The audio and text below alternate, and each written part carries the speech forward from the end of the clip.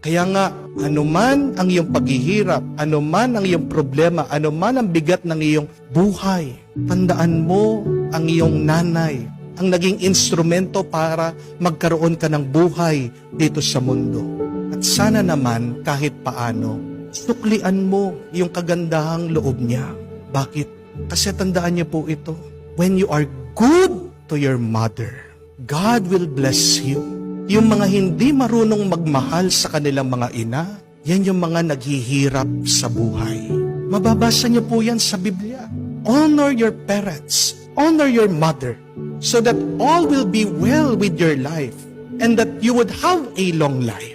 Magiging matagumpay ang buhay natin dito sa mundo, hahaba ang ating buhay kung gumagalang tayo at nagmamahal tayo sa ating mga magulang, lalong-lalo na sa ating mga ina.